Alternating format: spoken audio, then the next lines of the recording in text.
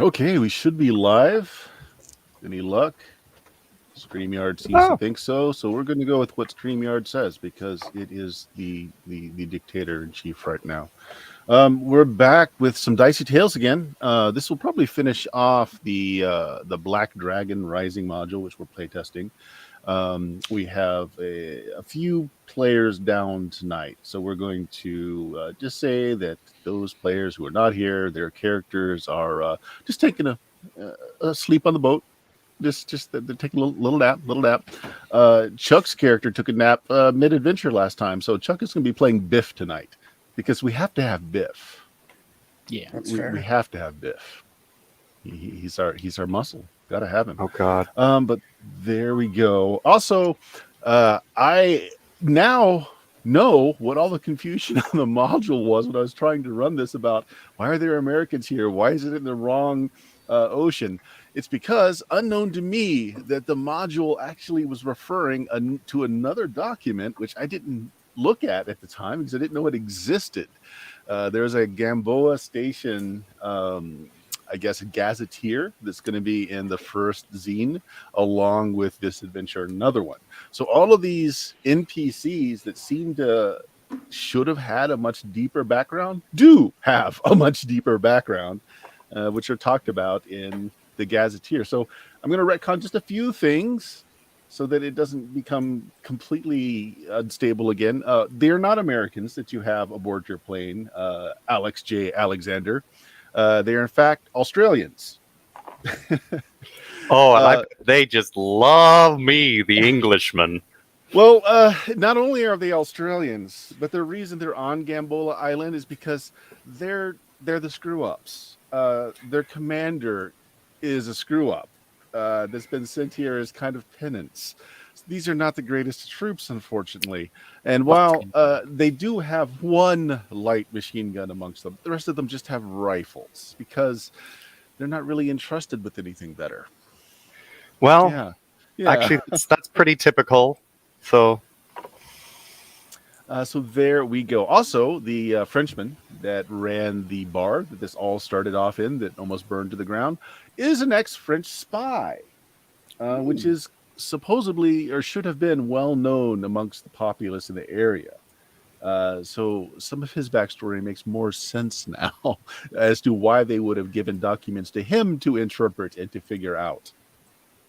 Being a spy, he would have had the background to say, "Oh, this is code, etc., etc." It's like, oh, that's why you bring the documents to the bartender, which I did not understand the last time. that makes sense. Yeah, but otherwise, everything else has happened as it has, and we're going to pick up tonight with Alex J. Alexander. But go ahead and introduce yourself, player of Alex. hi, I'm John, also known as Captain Kyrian, the guy who kibitzes in the chat all around this place. Tonight I will be playing Alex J. Alexander, an English veteran of the First World War, pilot who's been flying search and rescue missions out here for some time, getting away from the aristocratic family they never really fit in with.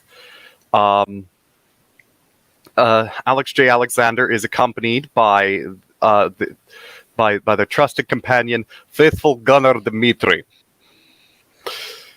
who is an absolute delight and apparently favorite of the creator of the system. As long as you keep him stocked with cigars and vodka, so long as you keep him strapped with cigars and vodka.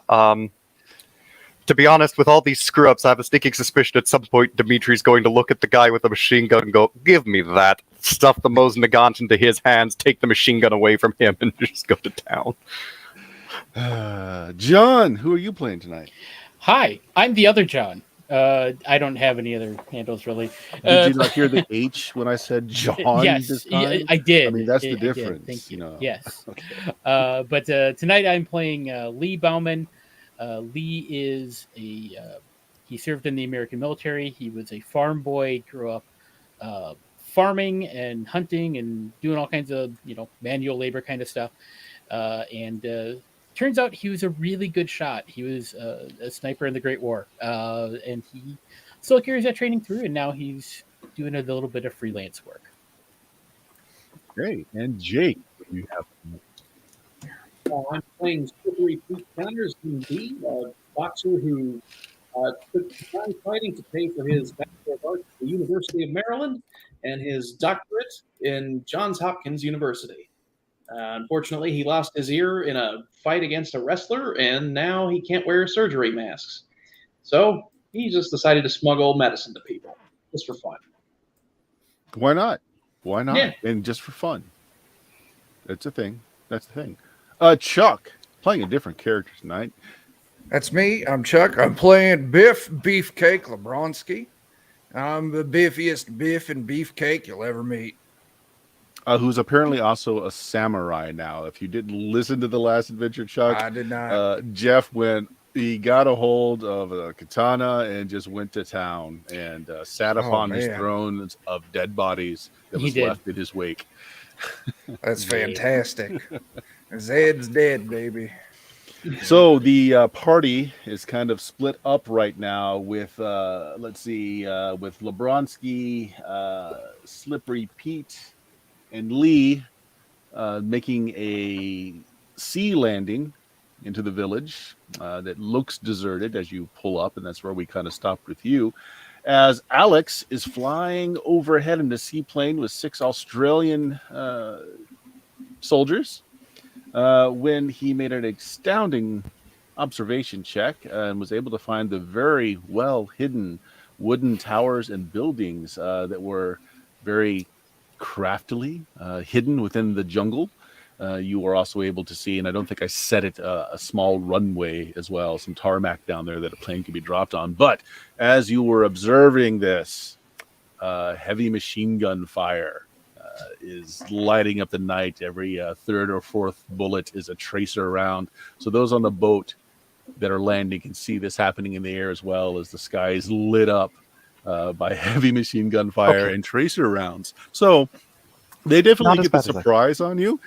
So we're gonna let's see if they hit your plane. And I have given your plane maybe a more robust rating than it should have, but the plane has 40 essentially whole points. Okay, this is how much damage your plane can take.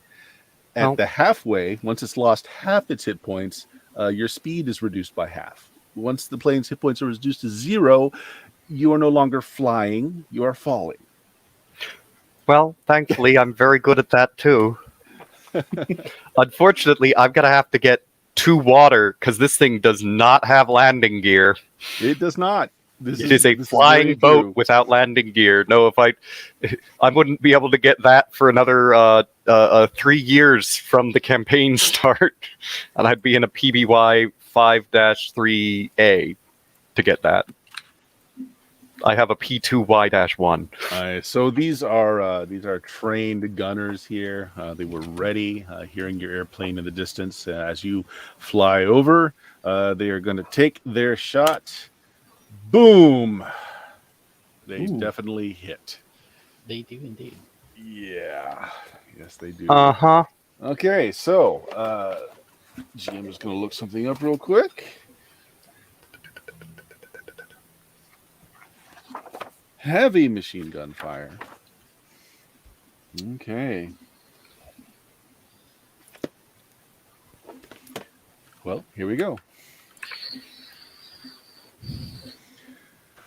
Yeah, 6, 12, 14, plus another 6 is 20 points.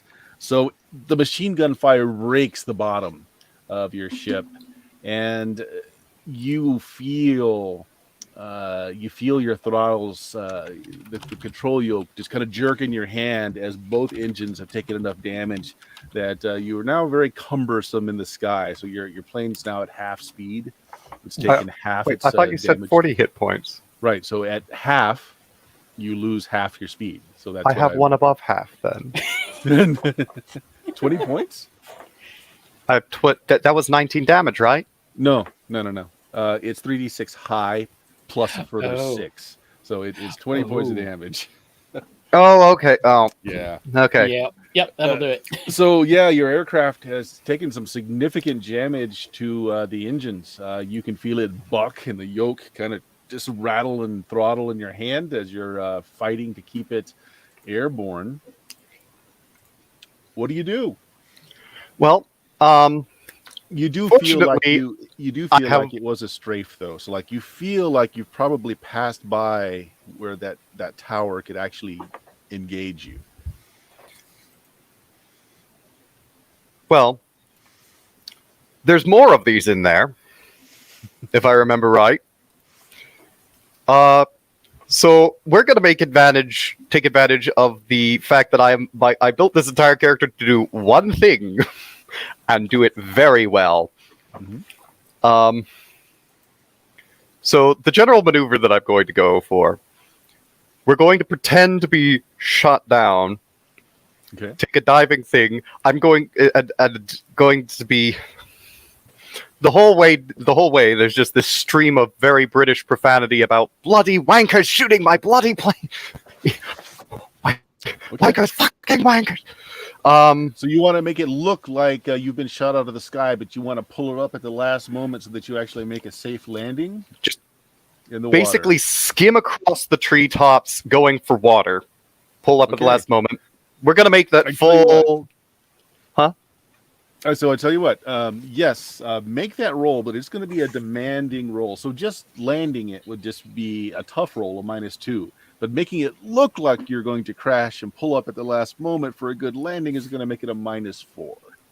Well, fortunately, I have Daredevil, 3 ranks in that, and 3 ranks in agility. So the modifier still balances out 2. That's fine. Let's have that roll and let's see what happens here to the ship. Success. Oh my god! Look I So rolled mind by Very mistake instead of agility.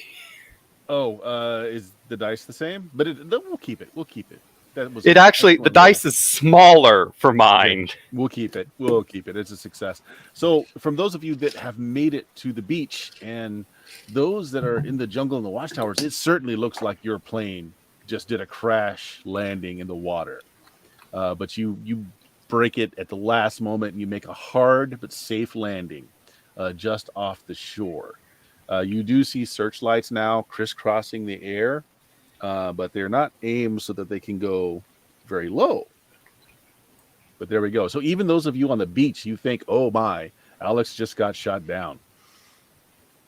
Let's break to those of you on the beach. You have just made landfall. There's what appears to be a deserted village around you. Lots of shacks up on stands so that the water level obviously does come through here. And this part of the beach is apparently covered by water at some point, as all the buildings are on stilts. Let's see. Why don't you guys all make me an observation check? It's a mind check. And if you've got any particular professions that would help in that, or any particular bonuses that you would get from. For like looking for trouble kind of thing. Yes. Okay.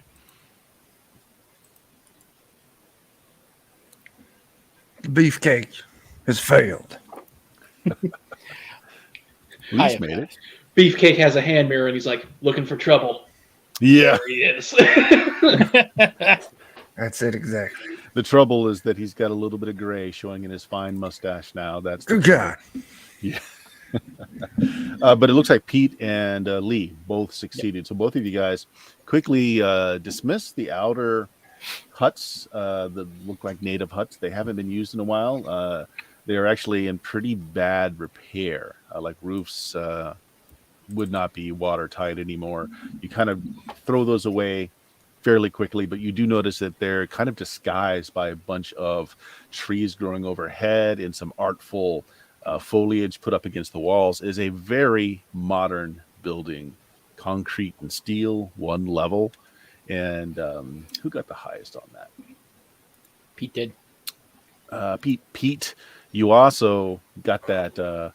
You feel that hum in your ear of electricity, like you like an old TV set would give off that 60 hertz whine. You pick up on that too. So that building not only is new, it's got power. Mm. Yeah, I'll just slap the others on the shoulder and I'll point out that building and say, that might be worth checking out over there. That's what I was thinking. Is it built kind of like it's a bunker, or is it just more of a building? It's a low squat bunker. Okay. Yeah, it's also very close to the edge of the river too. Like the river passes. Actually, the building kind of spans over a bit of the river as well. Like so, Okay. something in there could be launched out of it. It looks like perhaps. Would the boat that we're on, would that be too big to fit on the river? No, you want to try and just put the boat right up through there. What do you guys think? So you guys are on land right now, but you could easily just head back out a little bit, jump in your boat, and drive it right into that building if that's what you want to do. Why not? Let's do it. Yeah. Beefcake goes. It'd also be easy if we run into too much trouble and we have to make a hasty retreat. Okay. Well, you drive the boat that you guys stole from the Japanese soldiers right into there, and maybe not oddly enough, the ship fits exactly into the berth inside of this. Like it was made just for this gunboat that you guys are driving.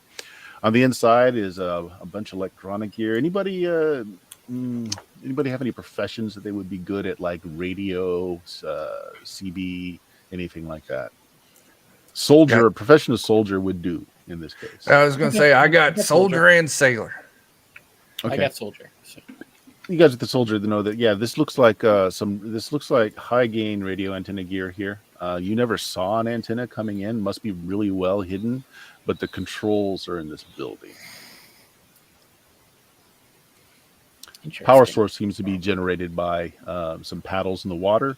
So they've got like a little paddle dam going on, giving that's what's creating the power. Right. But no one else in here. Other than the blinking lights on the control panels, no other lights on. You do see going out the back door. You're just doing a quick sweep. There is a path that's very well hidden from the outside, but it goes into the jungle. Very well worn, but you really can't see it from the outside because of all the overgrowth on either side of this building. Okay. Well, you want to take that path? Do you want to disable this transmitter? Thoughts? I mean, if they can't call for help, we'll be better off. We should call Alex to make sure he's all right. That's a good idea. Is there a communication? Okay. Like a receiver? Go ahead and make me a mind check. You can throw your rank as soldier into it. Only asking because you're not specifically a radio man. This is to see if you can get it up and operating. I don't have a clue. Yeah, it's complicated. You're not even sure what frequency you should be setting it for to hail Alex. I don't know how to work one of these things. What the hell? You do the thump thump. Is this thing on? Yeah. Hello? Yeah, it's just too complicated for you. Well, if we can't contact anybody, then maybe we should shut all this down.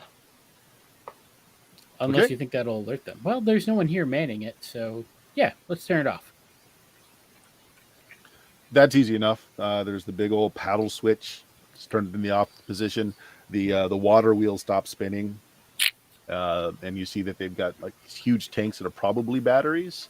When you flip that down, though, you see everything start to power down.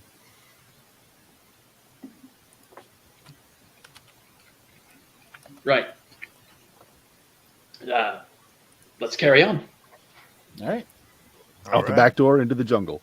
Alex, Into the jungle. you and your troops made a hard but safe landing. Mm-hmm. You're noticing all the lights in the air, searchlights going on, and then they abruptly stop. Just they wink out. So, step one, look at whoever the ranking member of the little squad of Australians I've got is. Contact your major, tell him we've just been shot down. You got a radio? Yep. It's P2Y search and rescue. Have a radio. You know how to use it?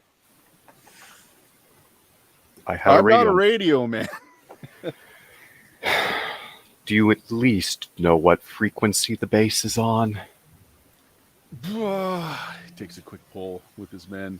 I'm gonna roll. I'm gonna roll to find out. Mooks are useless in general.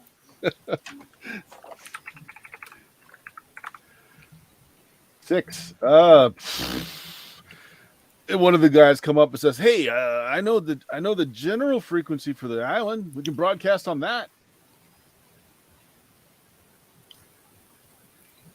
We'll let them think they already think we've been shot down and can't maneuver on the water.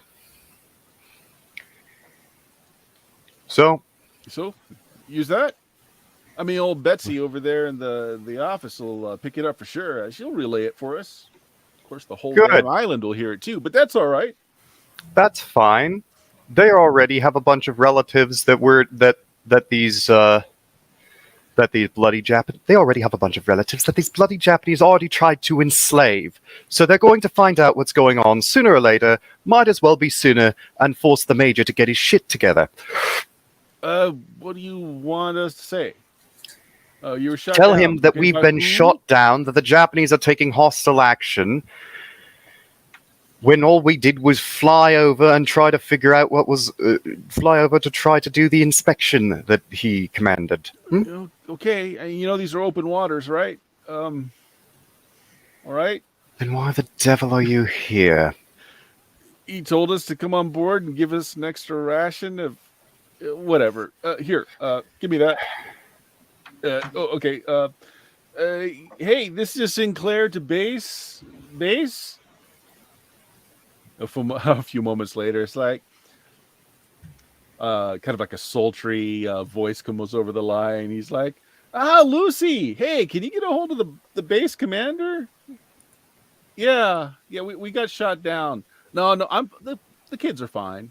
No, it's yeah, Bartholomew had a barbecue last week. Of course, yeah. I don't know why you weren't invited. Well, maybe you shouldn't have tried to take. Look, you can't come on to a married man like that. All right. Look, just to get the commander on the horn, please. Oh, right. Get the commander. Yeah, I know I'll talk to him. I know he takes a sleeping drought. Just try your best. Thanks. Just grab him, pull him out from in front of the radio. You know,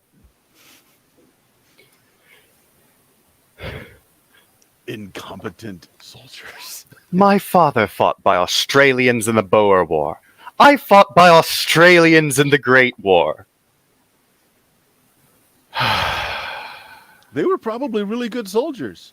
Oh, they were fantastic. Yeah, we're not. At least they're honest. Exactly. At least they're Well, at least if they get captured by the enemy doesn't gain anything. no, they really don't.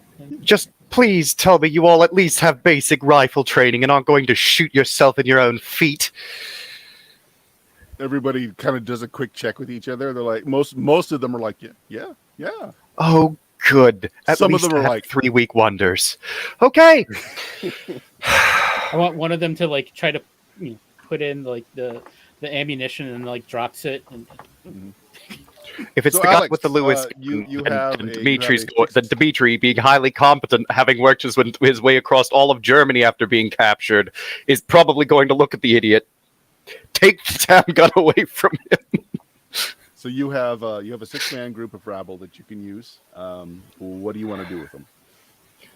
Well, So right now you're just floating out, just a little bit away from the island. so first off, we need to move. So while we're trying to get the base on the horn, gonna be moving the plane Okay. so that it's not there when the Japanese come looking for it. Okay. Switching back to the land, you guys have broken into the trail going into the jungle. After you've gotten through the early, the first 100 feet or so where the village is, the trail actually widens up and is very obviously a well-trodden trail. You see ruts from tires going through here. Up ahead, you see the beams of flashlights weaving back and forth, and you expect it's Japanese, that the figures in front of you are speaking with one another rather loudly. You are safely away from those flashlight beams at the moment, but you do see it lighting up the jungle, coming towards you. Lee's gonna like move off to the side into some foliage and try to hide. Okay. Same. Ditto. Biff, Joe, Yeah, take cover. everybody's trying to hide. Okay. Sounds good. Does everybody have at least rank in soldier or a profession that will allow them to know how to stay out of sight? Everybody. Smuggler. Okay, smuggler's perfectly fine. Okay, you I guys got hunter and soldier. So. go to the side. You know that if searchlights came around this way, to the kind of duck low so that you wouldn't be found. It's pretty dark. There's not a lot of moonlight. And those searchlights went off real fast. They were going back and forth across the skies. A 5-man group of Japanese soldiers is coming down the path. The two in the lead have flashlights that they're just kind of beaming around, looking around. They're loudly discussing something amongst them. The one in the back, they all have rifles. The one in the back is kind of on. He looks a little nervous, and he is on watch. You see that he's looking up into the trees as he's passing by. Can we make out anything about these people? Japanese soldiers, 5 of them. I'll do my hand signals to Lee and Pete. Mind checks to figure out what he's saying. No, you guys have history together, so let's assume you know what he's trying to say. What I'm trying to say is ambush from the back. Yes. Yeah, Lee's already getting in. I'll hold up. ready. I'll hold up a finger as if to signal. Wait a second, and I'll pull out my physician's tools and I'll load up a syringe full of anesthetic. Then I'll say, "Let's go." I get my big ass sword. Okay, I attach my bayonet. I'm not going to make you guys roll for stealth. The beams are there for them to light the way. They don't expect anyone as they're passing by. They seem to be. You don't know what they're saying, but they're pointing at the building ahead of you. Perhaps they think that there's some mechanical failure that's caused the electricity to stop. So you let them pass. The person in the back is really nervous, seems to be very keyed up.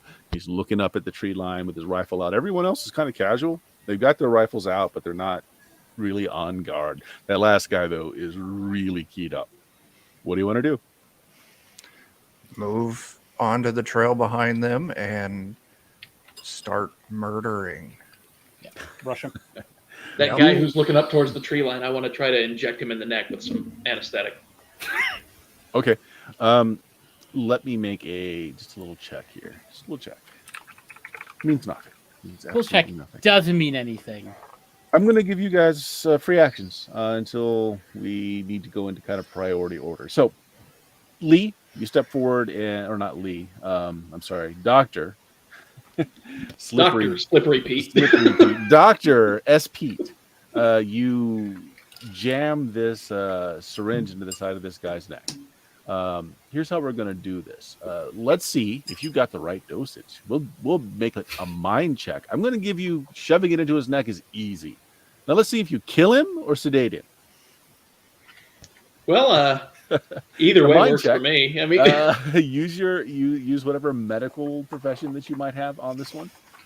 this would be physician, I imagine, Okay.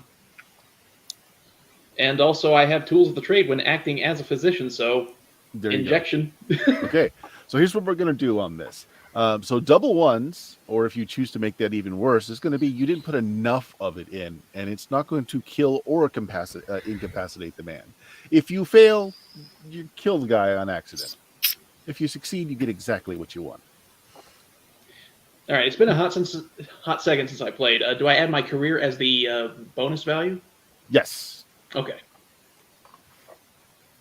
There we Boom! go. Look at that. Is that 2 6s or just Nope. no? Just one. That's a 6, One. a 1, and a 5. Okay, you get what you wanted. So whether or not you intend to kill him or just drug him, you do so. And it's a good enough a success that he doesn't make any noise as he just kind of goes slack in your arms. Now, Lee and Biff. Yeah.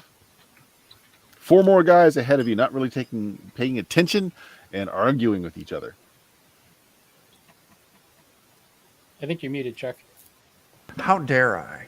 I move in with my sword. No, Biff is still doing hand signals, not knowing that this is I'm not paying already going attention. off. Yeah. Let's see. So what do you want to do? Yeah, I'm gonna go chop. You're going to go chop. chop one of the guys in the back. Okay, you go right ahead. I assume you're going to use that katana you found on the boat. Absolutely, I am. I'm gonna also activate my Thunderbolt, my first successful melee. So make the melee check to see if it's successful. I'm going to say they do have a defense, but in this case, you're taking this by surprise. I'm going to say defense of 0 this round. Boom. Success. And you're using your thunder blow, meaning your first one is a mighty success, I believe is what it gives you. Yeah, mighty success, and any damage that is result or 1 or 2 are re-rolled. Mm-hmm. Now, you also get to choose one of the combat options, and these guys are rabble. So if you wanted to choose Rabble Slayer, your damage could kill potentially more than one. Yes, might as well. Go ahead and roll that damage in. All right. So with the, what is a mighty success even? What does that give me? So it allows you to pick from that menu of choices, Rabble Slayer being one. Oh, okay. Okay. Cool. Yep. 7. 7 points of damage. Well, tell me, how does Biff dispose of 2 of the guards in the back? Yeah, I run up with let's sneak up behind them with a very heavy over the head chop straight down, like on their shoulder. And I just power on down through the shoulder, the back, out the side, underneath the armpit, and then just it right into the neck of the other guy. Taking not the entire neck off, but, at least half of it. All right. Lee, that leaves 2 for you to take care of. Yep. I don't have anything fancy, so we'll see how I roll. But melee, huh? You're gonna go melee, all right? Yep. Go in with my bayonet. Sure. Defense is still 0 since this is all like a surprise action this round. Okay. No modifiers to it, so here we go. It is a success. Yeah. You want to spend a hero point to make that a mighty success so that you can do rabble slaying, or do you want to just take it as a? You want to do it? Yeah, we'll do that. All right, go ahead and roll your damage. Oh, I forgot to add my strength in there. Oh, that'd be oh, it did add it. Okay. Yeah, 6 points. They have 3 lifeblood, please. So how do you take care of these last 2? So Lee just runs up, stabs one in the back with the rifle as he goes down, travels with the momentum, pulls it out, and then clips the other one with the butt of the rifle in the back of the head. Okay. Situation is taken care of. You notice that the 2 that you knocked out that had the flashlights have shoulder bags with a bunch of tools in it. They must have been here to do maintenance on the electricals in the shed, assuming that something went wrong with it. You should grab the flashlights. Yeah, they're laying on the ground, covered in blood. Yep. Wipe the lens off. We're good to go. Okay. All right. Meanwhile, Alex, there is still no answer on the radios. You've got your plane moving so that it's out of the way. What do you want to do? The men are looking a little nervous, but they are checking their weapons. They're getting a little bit of a professional demeanor about them as they're making sure their weapons are in good order. The light machine gunner seems to know what he's doing with it. Oh, good. Let's see how long he lasts. It's been 10 minutes. No reply. Although you do hear the sound of smacking bubblegum in the background.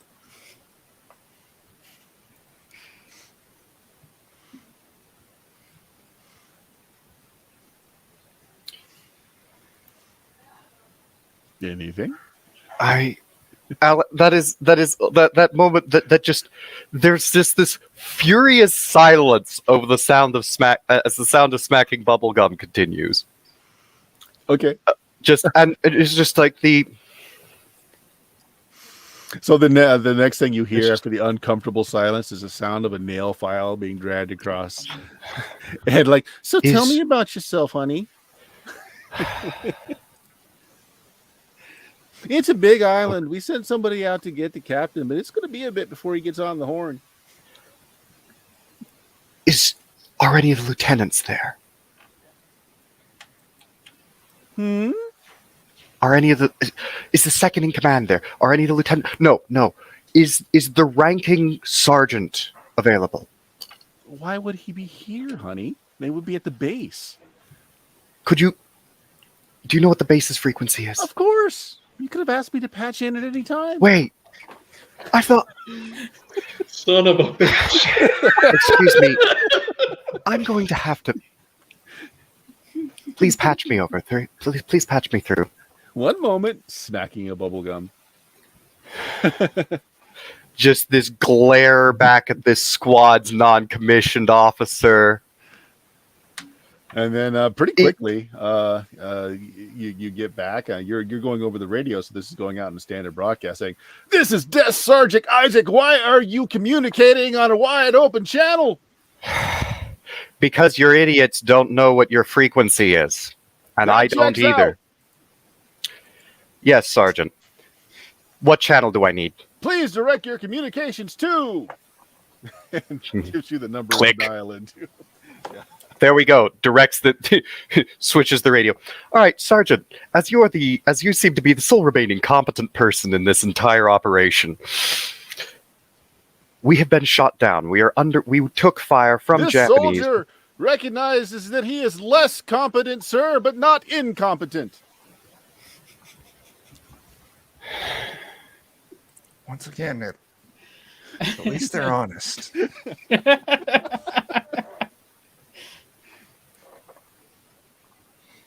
Oh my god.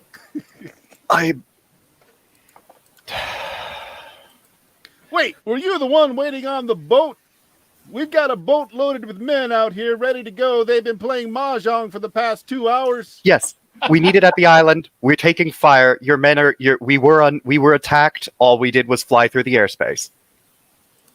Roger. Who attacked you again? Japanese soldiers. What? Oh.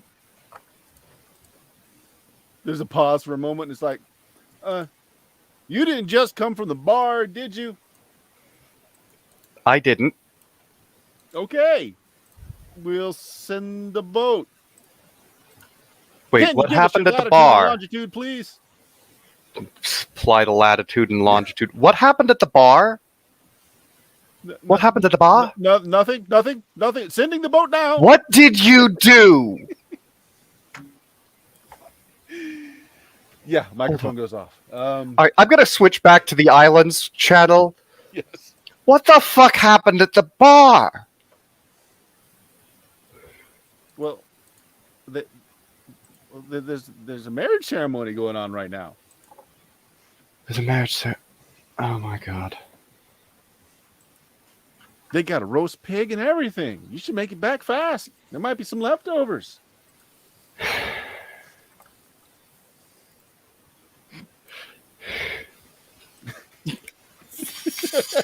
As I grab another piece of pasta to pantomime smoking a cigarette. I'm running out of hollow pasta to pantomiming how fast Alex is going through these cigarettes. Followed by the smacking of bubble gum again. So your men are like, sir, so are we taking the beach?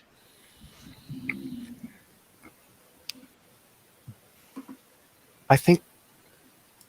Oh, God. One of the soldiers like, keep calling him sir. Does he even have a military rank? It's like, hey, we were told to follow what he said. To be fair, is still wearing the old officer's trench coat from the war, the Great War. So yeah, there's a lieutenant's rank insignia on there, or there was before it was pulled off. One of the other soldiers is like, awfully nice boat he's got here. Be ashamed if anything happened to him. Sergey, You're coming with me when we go ashore. Somebody, your what's his name, Sergey? Dimitri. Dimitri in the background just kind of shoves the guy. I was just saying. Something already happened to it, and unless you think you can fly this, good fucking luck. All right, we're making landfall because I don't trust you on my boat anymore. Okay. You turn your seaplane around and you head for the beach. Meanwhile, guys, on the screen now, hand-drawn map of the base. So what you're seeing is there are lookout towers at the very edges, which are not really displayed there. The interesting thing, though, is there's like 2 launching platforms that have very strange-looking airplanes in them in a kind of an upright position. So instead of, horizontal, they take off, they're pointed up. And they're on these big cement kind of platforms with large thrusters at the back. They're definitely planes. They're not missiles. They're definitely planes. They have cockpits. You've got barracks and living quarters, fuel dumps all around, kind of just staged everywhere. And then there's this. This is the tarmac, so that's the a landing strip, but obviously not for the planes that are over here on these concrete pads. They don't seem to have landing gear, not proper landing gear. There's a fenced-in area of a bunch of Quonset huts over here in this direction, and there are a lot of folks wandering about with guns. It's spot lit, and people are being moved around in shackles from building to building over here. These buildings are also more permanent-like structures. They have general lights around them, but not flood-type lights. So in general, the only thing that's really well lit at all is this compound over here. And the floodlights are kind of concentrated down instead of out. And you guys are coming in from the bottom here to the south.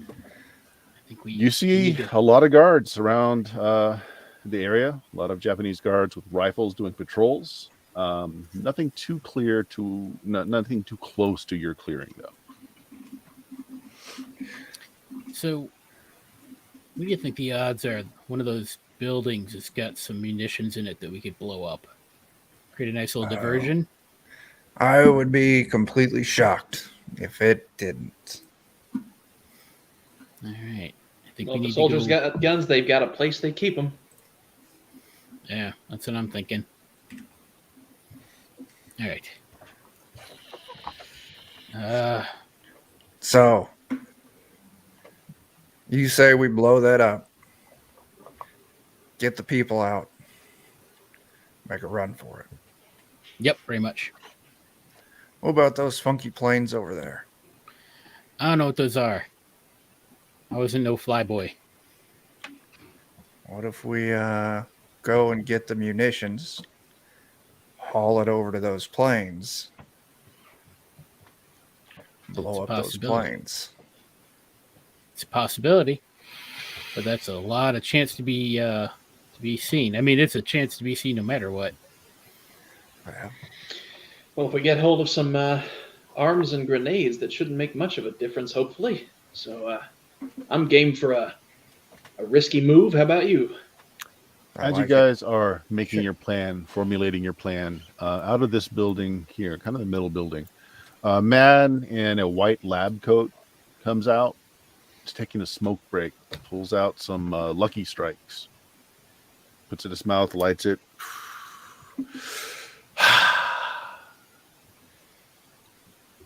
Do we recognize him?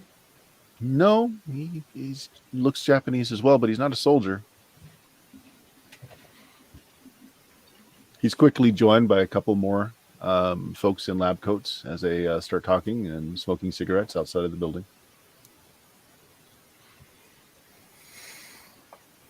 You want to go hit What kind of outfit does this guy got on? Oh, sorry? What kind of outfit does that guy got on? Which guy? The dude who came out, sparked up the cigarette. He's wearing like a white lab coat. That's what I thought. Yeah, and he's just got like civilian khaki jeans, some nice shoes, but he's definitely not a soldier. So, scientists. Yep. We know that's not our munition building.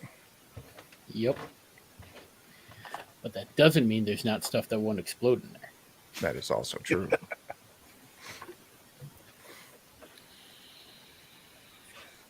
All right. Knock them out? I mean, they're not soldiers. Yeah. All right. That- You want to head to this building then? Sure. Might as well. All right. You are now kind of stealthing through an open area, and while it's not well lit, there are still search parties around. There are soldiers doing patrols, so I would like you all to make me a stealth roll of sorts. It's going to be agility check, just to make sure that you're able to keep in the shadows well, don't trip over your own feet. If you've got any professions that help with being quiet, or any boons that allow you to be quiet, you can throw those in there too. I feel like your hunter probably falls under that. I threw soldier at it. Everybody succeeded. So you make it to the back of this building, avoiding all of the patrols. Inside, you can hear the whirring of machinery, several men talking. A few more come out to take a smoke break. There are now 5 of these men right outside. They don't appear to be armed. And they are not being very observant. They're just talking to each other, smoking cigarettes. One of them pulls out a Hershey's bar. They break it and start sharing it with each other. Are there windows on this building? Of the windows in this building, yes, there are. It's a little higher up. So the building it's like a cement bunker almost, and about 4 feet up is kind of a wide window. But there must be individual rooms in there because there's no lights on. Okay. From where you can see into the windows.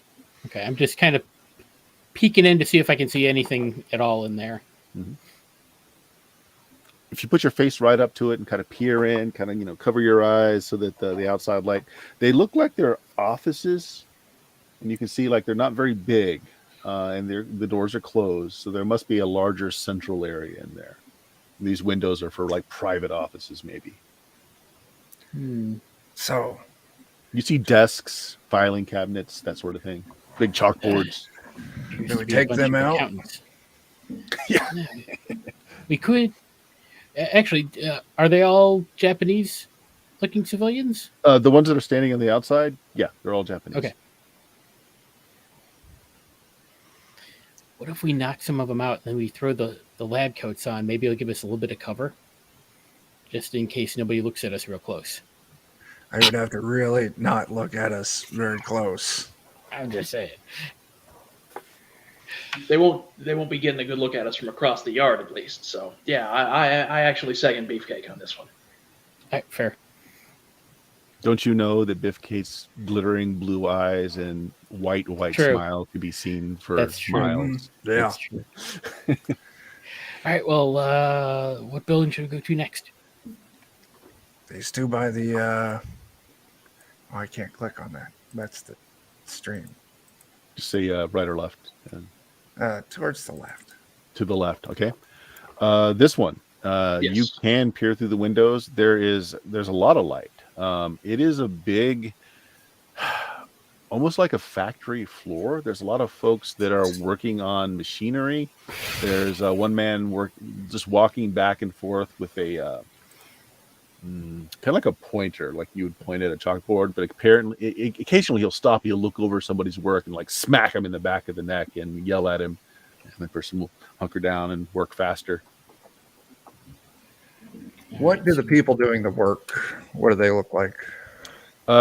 All wearing lab coats. They all seem to be Japanese. None of these seem to be any of your people that were taken from the island.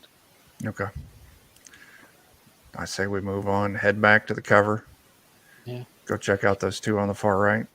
Okay, Yeah. 2 on the far right. You do see soldiers kind of off shifting. So like a group will come in. They seem to be working in groups of 5. 5 different men will come out. So these must be barracks, maybe armory as well. And this is what you're seeing as the soldiers kind of come in and out. This seems to be like the end of their cycle or rotation. What's that building in the middle there? That's the runway. Yeah, the long rectangle's a runway. Yeah, oh yeah, I know that. I meant the one in This between, one? like the. No, Well, that down. one and the other one that's kind of in between the two buildings and the one building. This one? Yeah. Yep. Don't know yet. If you want to make your way over to there, it's a tarpaulin stretched across four, and there's a bunch of stacked boxes under it. Not sure what they are. Okay. You can't make out any stenciling or anything written on the outside. Dark and quite a ways away. Okay, so you're now in a place where you're a little precarious. You're behind these two buildings here, where the soldiers are coming in and out. So there are a lot of soldiers in this area. We're going to keep the passing roll that you made so far until you do something that might, tip yourselves off. Mm-hmm. So do you want to make to here? Yeah, I do. Might as well. Okay. I am going to call for another roll at this point, then, Sure. because you're kind of going through the heart of where all these soldiers are congregating. All right. Oh no! I'm going to spend a hero point to re-roll that. Okay. Oh no! Okay. We'll say you're the last one in line. Everyone else gets up pretty quickly. You look through the window. There is a control console there. Almost like you've seen war rooms before that have got like communication suites and that sort of thing. Lots of blinking lights and levers. That's what you're looking at. There's no one in there right now, but it's all powered up. There's still lights going on in there. Where are they getting power from?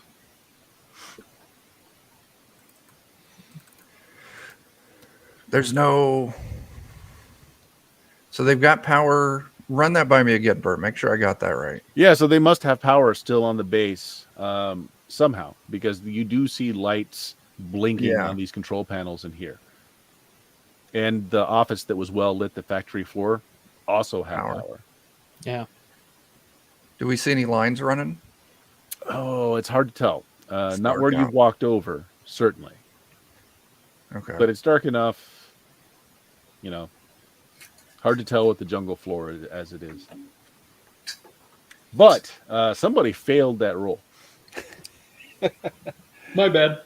Yeah, so Doctor, you trip over something, a thick cable that runs across the ground just as Biff's like, do you see any power cables, man? Hey, man, where are they getting their juice? The professor's like, what? Falls, and you can't help but cry out just a little bit. And the new group of 5 guards that are coming out of this post here, you hear there's a quick discussion.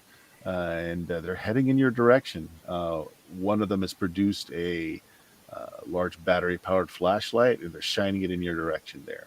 So let's have you guys go ahead and do your priority rolls for initiative. They haven't seen you yet, but we're precarious enough that who goes first might matter. God, frickin'.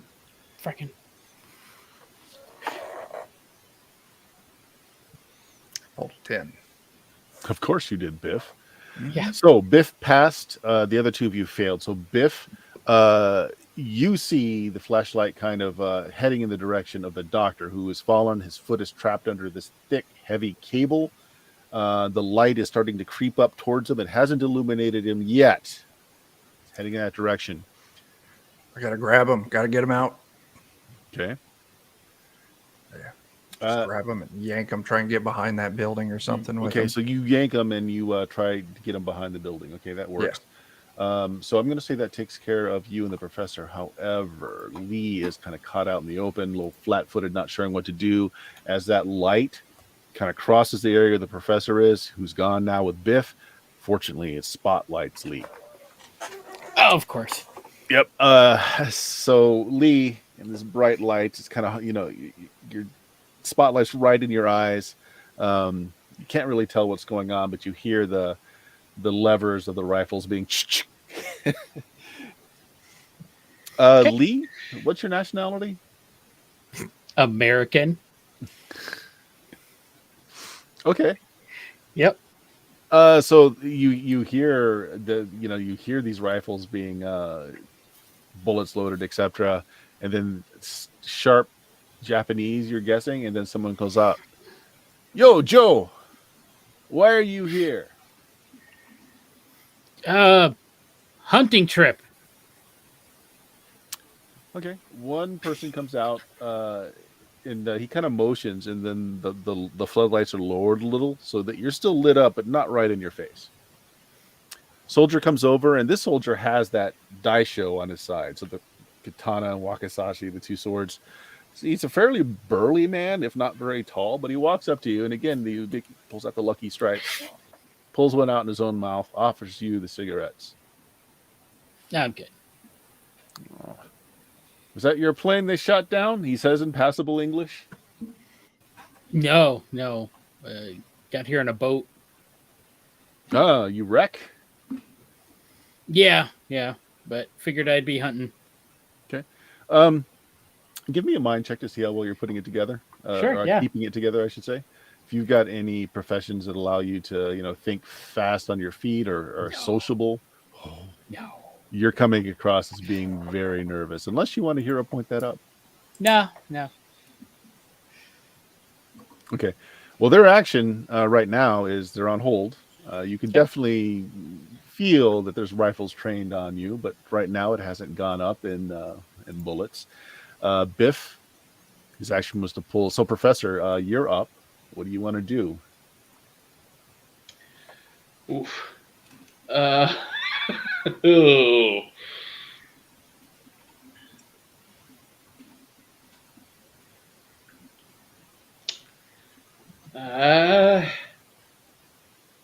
I'm just gonna hold. If I hear any sounds of fighting or struggle, then I'll spring into action. But for now, I'm unseen and would like very much to remain so.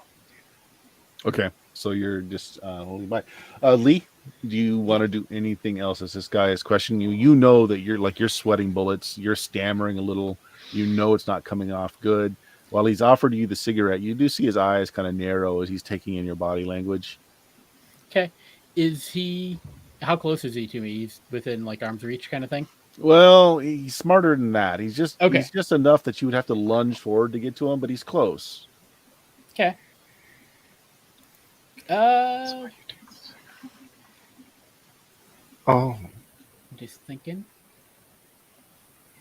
Yeah, the hell with it. At least the hell with this. And just lunge at him and stab him with this bayonet. Okay. Yeah, go ahead. Make your attack roll. He does have a defense of 2, and the fact that you were nervous, he's kind of ready for you to do something. Oh, yeah. Because, you're an extravagant that makes American who perfect always sense. thinks with his knife and gun first. Mm-hmm.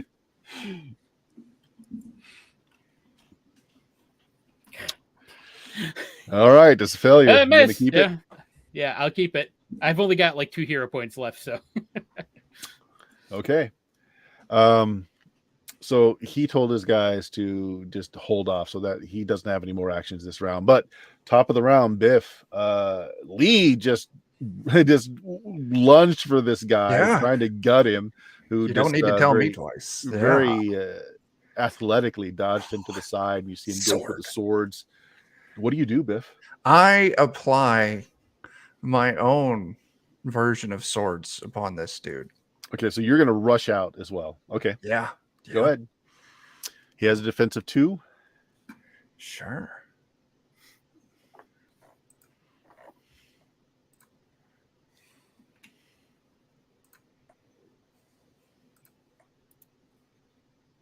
Success.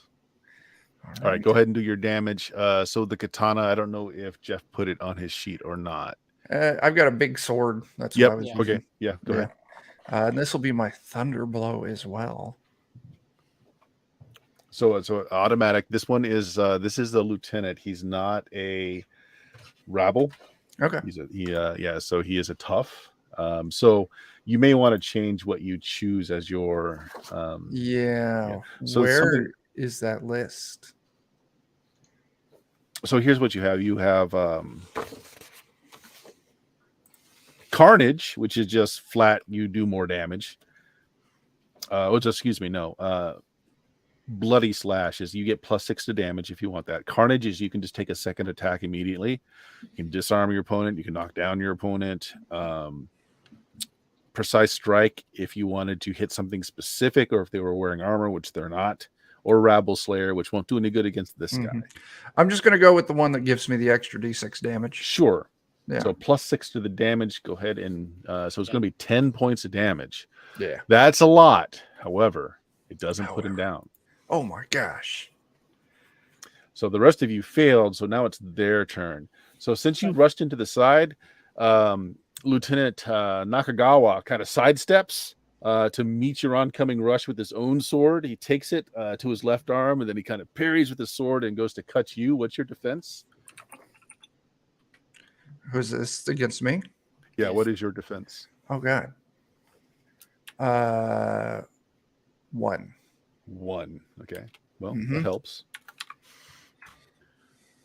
5, 6. I'm going to miss. I am going to spend a villain point because he is my villain. gosh. And I'm going to re-roll that. Because Biff needs to die. Success! Okay. All right, so 6 plus 2. Okay, so you're going to take 8 points of lifeblood as he kind of brings his katana down low and does this like belly slash up across your leg and up as he cuts across. As he does this, he kind of met your charge and pulled off to the side so that all of his men could shoot Lee, which is what's happening now. Oh Yeah. God. What's your defense, Lee? 0. Let's see if an entire group of Japanese soldiers is as good as one eel. Yeah. They are going to do the gang up, and they're basically all firing as one when they miss. Eel's better.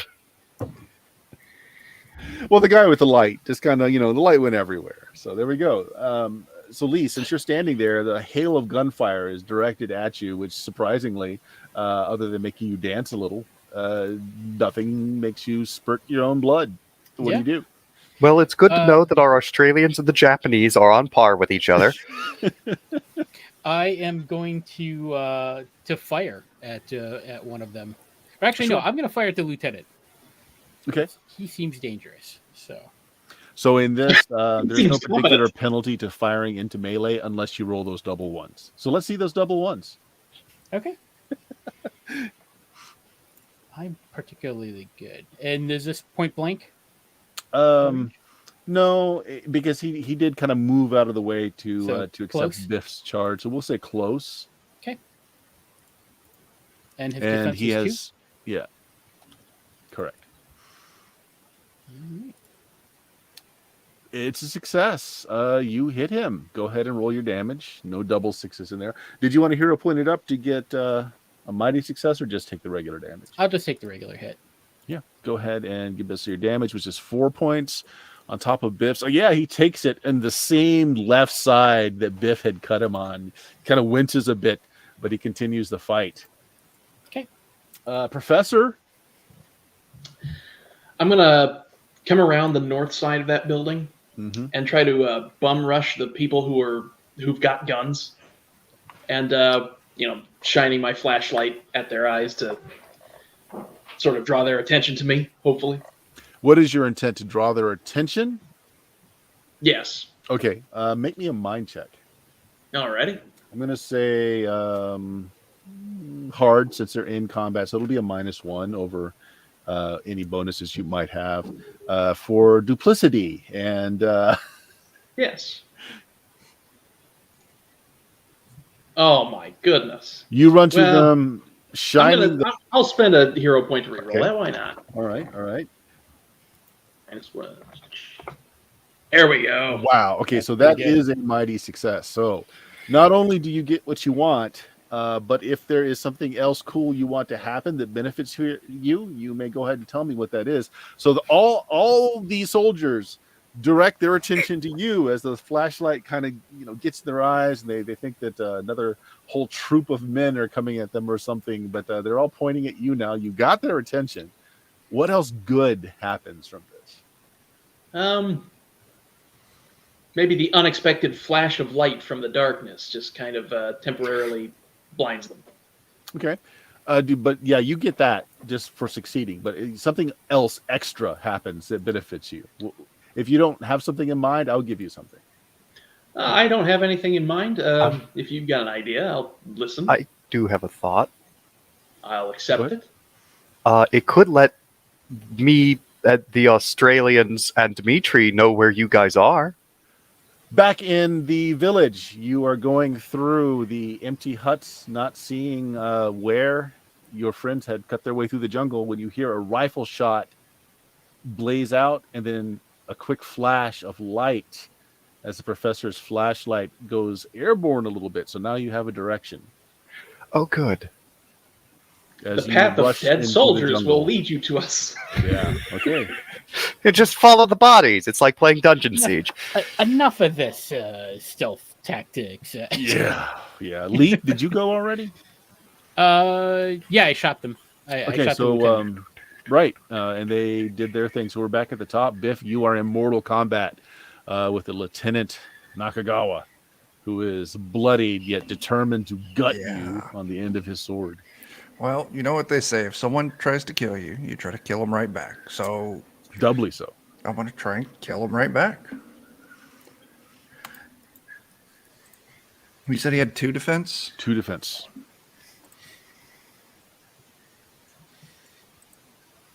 14. That is a success. That's double sixes actually. Nice. So you can take the extra damage if you want another +6. Yes, I do. Okay, so roll your regular damage. 8.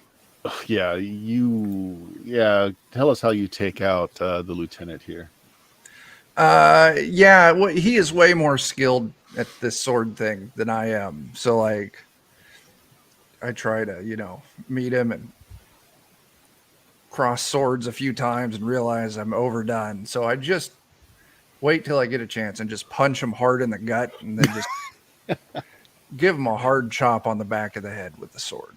Punch Okay, him right yeah, in you his hear sword/bullet wound, and then Yeah, cuts yeah. off. he's not expecting you to punch him as you've come forward with swordplay, and he certainly wasn't expecting to have his spine snapped when you hit him on the back of the neck with the sword. Biff not knowing, well, no, Biff perfectly knows his own strength.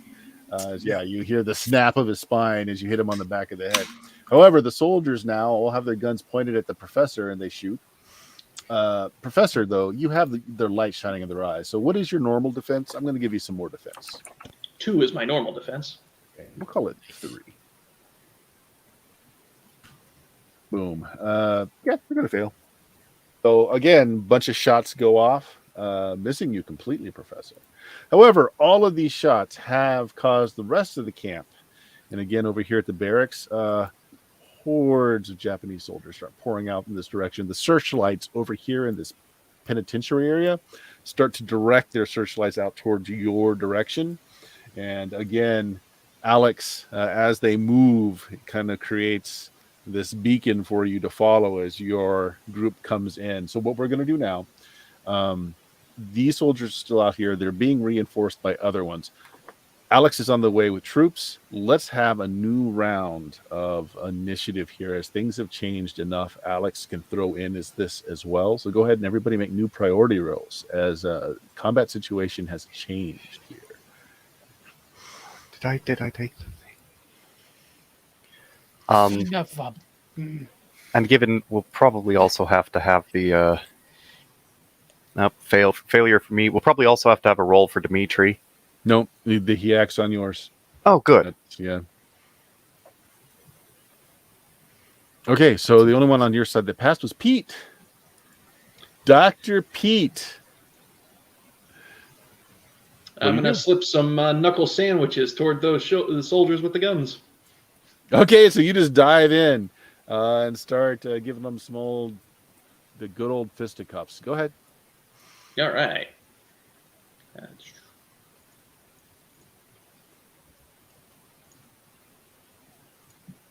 Oh my god. nice. Oh, nice success. Yeah, go ahead and roll thanks. damage. It's just bare knuckles. That's not a lot. Yeah. Oof. Hey, that's enough to put one down, though. Oh, good.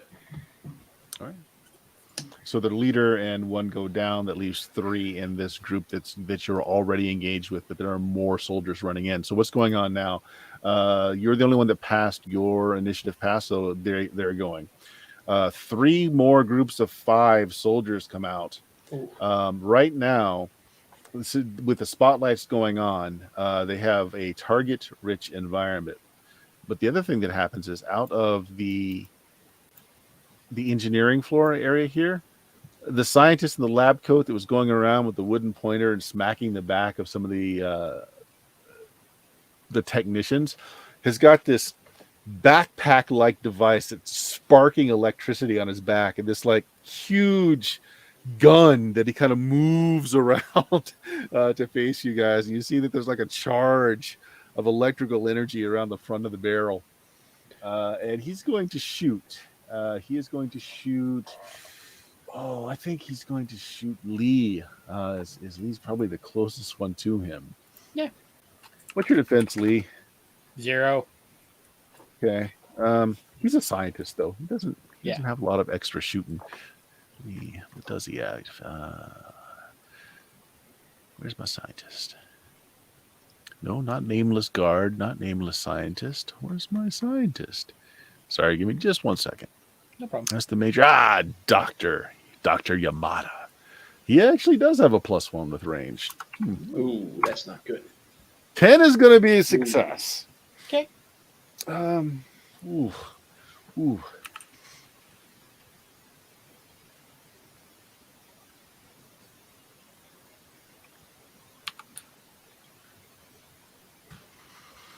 Okay, so good news, bad news. It's a ×2 multiplier as this lightning gun goes off and hits you with a blast of essentially electricity. It has a multiplier. So it's going to be 6 points of lifeblood that just kind of sizzle out of your ears and your skin as you're fried by this bolt of lightning that comes out of the tip of this gun as the scientist is just cackling in the background as he's pulling this trigger, barely keeping that electrical beam on you as he's going. The other soldiers, we're gonna divide it up. Biff, you are standing over your slain foe, sword raised high, and you're about to yell out your triumphant roar when gunfire just kind of opens up on you. What's your defense? For Biff. You need to check. Dang it! One is my 1. defense. Okay. Yeah. Be neutral then. Boom. 9 hits. They are ganging up with their damage, so it's going to end up being. It's going to be 6. Okay, 10 points of lifeblood as several bullets just boom rattle into Biff. I don't have that much. You don't have 10? I have 9. You have 9. No. Okay, so you drop, and you're bleeding out. So here's what happens. Do you have any hero points left? I do have 2 left, yes. You have 2 hero points. Okay. So,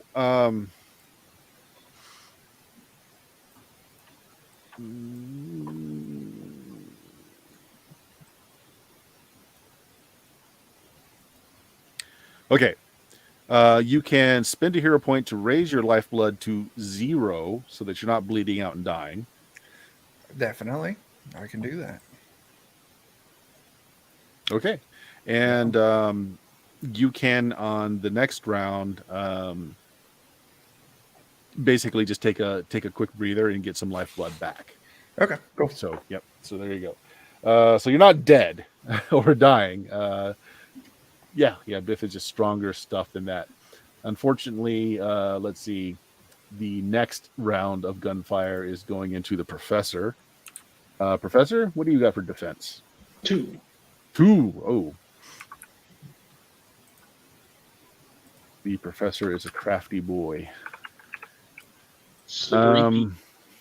Yeah, that would have been a success, but you nimbly dodge out of the way of bullets as a second group starts firing at you and misses.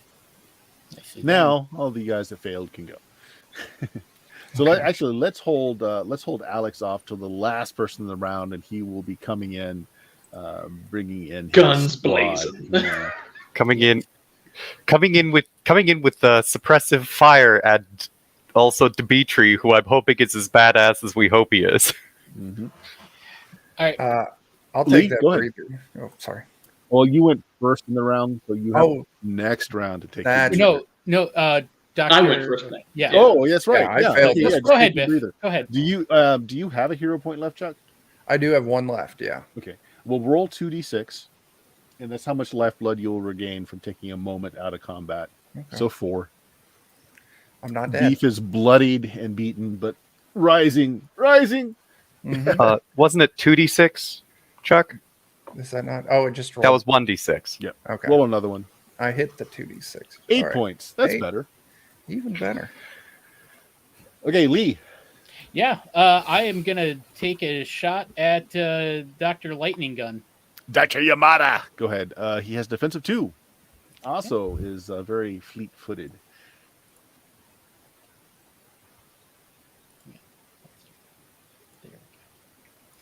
In what range is he? He's going to be close. And he has a defensive 2. He has defensive 2.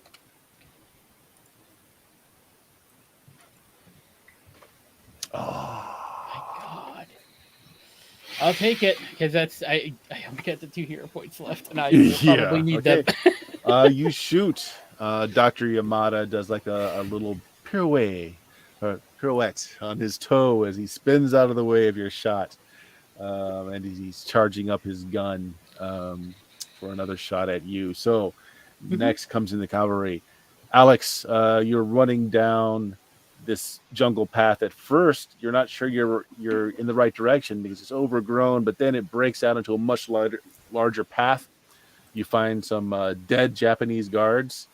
You know you're on the right path, and you run forward. You hear gunshots now, a lot of gunshots, as you're going to break out down here on your turn with your men.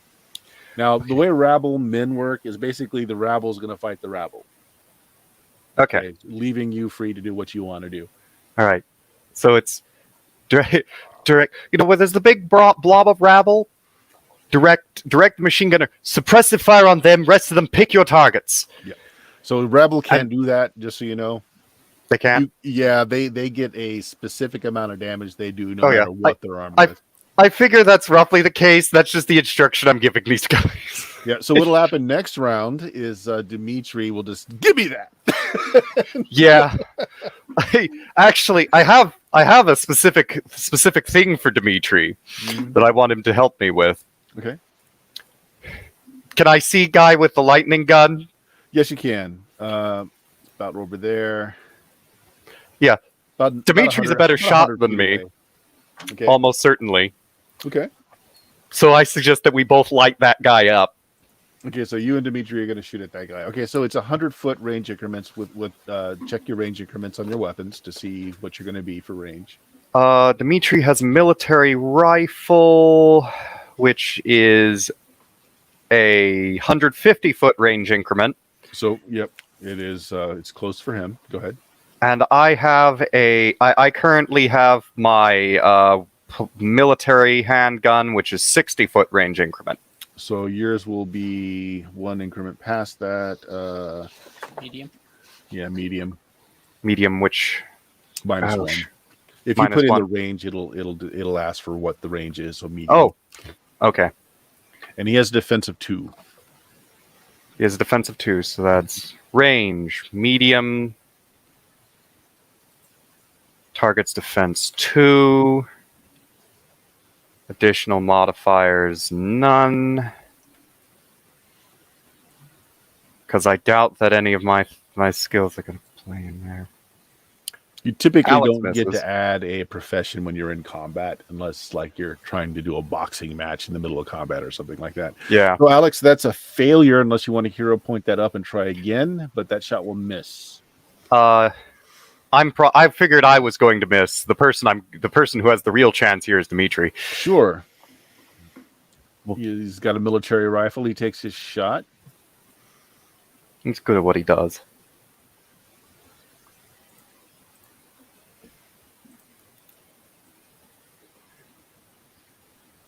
You rolling it or? Oh, I don't actually know what we never figured out what Dimitri's. Okay, well, that's fine. He's a tough. Modifiers he's going to have at least a +2 in combat, I would imagine. So we'll do that. It's 2 minus 1 is going to be a 0 and no range modifier. So it's just flat. He's going to miss 2, and he doesn't get to hero point things up. And I can't spend my hero points on him. Yeah, so blam. He also misses. But you guys now here, as your soldiers join the fray and they start shooting, I'm just going to roll for them. As the two groups of soldiers start shooting at each other. And they're just going to keep missing each I other. But Typical for now those the guys. night is lit up by the sounds of fire as several military rifles are going off in quick succession. It's now a battlefield with just these spotlights just waving all over the place, making everything a chaotic mess. So we're going back up to the top, which I think is the professor is at the top of the round. Oh yeah, and I still got 2 riflemen in my reach. You do, yep, Then I'm going to bob and weave and try to knock another one out. sure. Dang.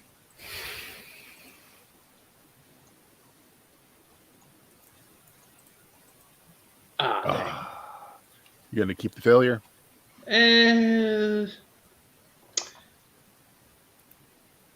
Yeah, I'll keep the failure this time. You wade in, so that you're the only hero that passed their priority roll. So, maniacal professor with the lightning gun has to take a round for his gun to charge up. So while that's charging, he pulls out a pistol and shoots you. What a jerk. This is Lee. Okay. Actually, no, he's got 2 more people just shot at him. Okay, so make this random here. Even, it's going to be Alex. Odd is going to be Dimitri. It's Dimitri that he shoots at.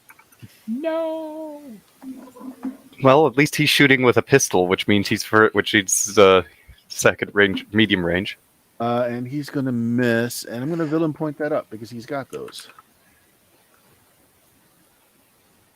Boom. He still misses. That sucks. Okay.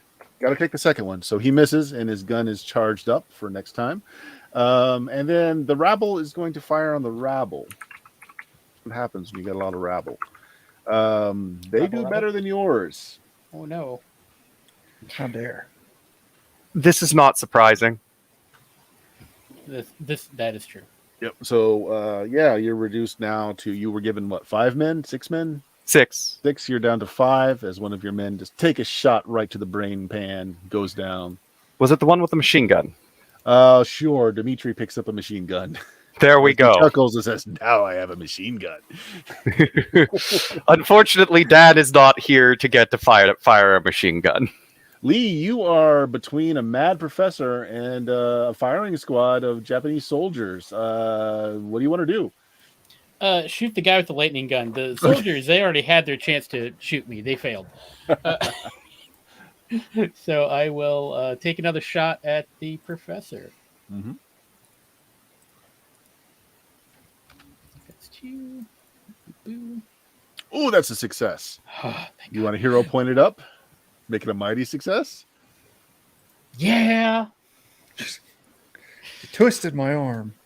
Okay, so your choices again are you can just add a +6 to the damage. You can take a complete second attack if you want to. You can aim for a specific thing. Ooh, for precision strike, like the lightning gun. Guy would like to hit the lightning gun. Okay. I tell you what, go ahead and roll your damage.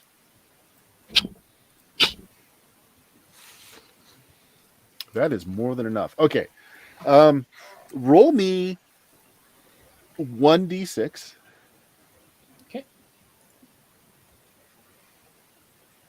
5. Okay. Okay, good and bad. Good and bad. The lightning gun, along with Dr. Yamada, explodes. Definitely killing Dr. Yamada.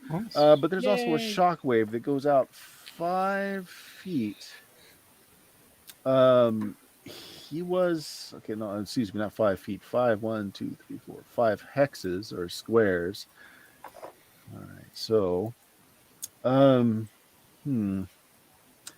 this is going to be fun. Here's how I'm going to do this. Alex, for you and Dimitri, make luck checks. Just say high or low and roll a d100. This is for Wait. both of you. You said 5 squares, right? No, just because this is not exact. So just go ahead and roll D100, say high or low. Um, And same thing with you, Lee. I'm And gonna then everyone else is going to be out of range. okay.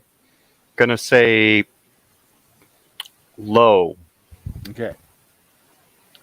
Awesome. You and Dimitri actually just moved to the left a little, covered by the building. So the explosion this building is now on fire. It's just completely on fire. That's fine. The entity formerly known as Dr. Yamada is a pair of smoking boots on the ground, covered in flame. How did you do, Lee? I'm gonna say hi. Okay, let's have the roll. That seems high to me. You drop as the explosive wave of flame passes over the top of you, and barely missing the professor and Biff, who is just getting up off the ground. Yeah. Yeah.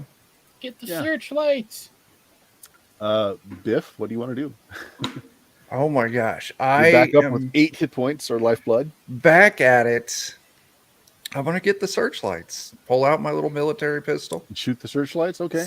Yeah. Make it easy. You've got a military pistol, though, so that's 10, 20, 30, 40, 50, 60, about 80 feet away. What's your range increment on your pistol? It's pretty low, but not terribly so. Military pistol, 60 feet. Yep. So Oh, one go ahead. increment, one range increment could be medium. Yeah, I'll do it. Oh, hang on. I didn't roll the right thing. Range. Yeah, range, no defense, medium range. Oh, that's a fail. I go wide. I'm still recovering. Yeah. Okay. Yeah, you shoot in that general direction. Don't happen to hit any of the lights, but nothing bad happens either. I'll take Alex. Okay. That primary target is down. Do we have Your anything else soldiers that's don't not shoot obviously rabble still up? No, it's just your rabbles engaging theirs. Your guys don't manage to kill anybody. They're still going at it. It doesn't look like, you have a whole bunch of Japanese soldiers around, but there's nobody looking particularly tough. Biff is really bloody. He's just covered in blood. Okay. And you do see the searchlights over here, and you see all the the bound prisoners. They've got shackles on, kind of looking around, seeing what's going on. Where is that machine gun nest that shot me down? It is actually not on this map. It's a little bit Okay. off. Yeah. That'll be a concern for later then. Right. I didn't want a 50 cal firing into us or anything. So at this point, I think that the best call is going to be to start firing on the rabble that's fighting our rabble and slowly winning. Okay, so you just want to finish off the rabble. Okay, just go ahead and have you and Dimitri make some shots there. Okay, I'm gonna probably is it still medium range for me? Yes, if you're using the same weapon. I'm going to roll for Dimitri. It's going to be -1 because he's going to use full auto because he just wants to. Why is it not? Hold on. Range. Do they have any defense? No. All right. There we go. And I still miss. Okay. Was that a double one? It is not a double one. So it's just missing. That's fine. Rabble's going after Rabble. But okay, so in this point, when you guys have Rabble and the enemy have Rabble, the whole idea is this is a pulp thing, right? So the heroes are left to go and do something heroic, and your Rabble can fight it out. You can stay and just finish off the Rabble if you want. You got a prisoner camp. You have something going on over here in that mechanical building. You're not sure what, but there's a lot of lights flashing on and off. Maybe just somebody's stray shot might have hit the electrical. Hard to tell. There are more soldiers. Your soldiers are definitely outnumbered, but they seem to be holding their own for right now. What do you guys want to do? I want to go for the camp. Okay, you run to the camp. People. Yeah. Okay. I'm muted, but going along. Okay. 2 heroes see. running over to the camp. Professor, how about you? I'll see them running along, and I'll snatch up the gun of the soldier I knocked out and Sure. try and join them. Yeah. Grab a gun. You guys are running that way. Alex, your soldiers seem to be doing a fine job of keeping their soldiers pinned down. Dimitri has the machine gun, which he's very happily lighting off as he's smoking his stogie. But what do you want to do? What do you Okay. and Dimitri want to do? All right.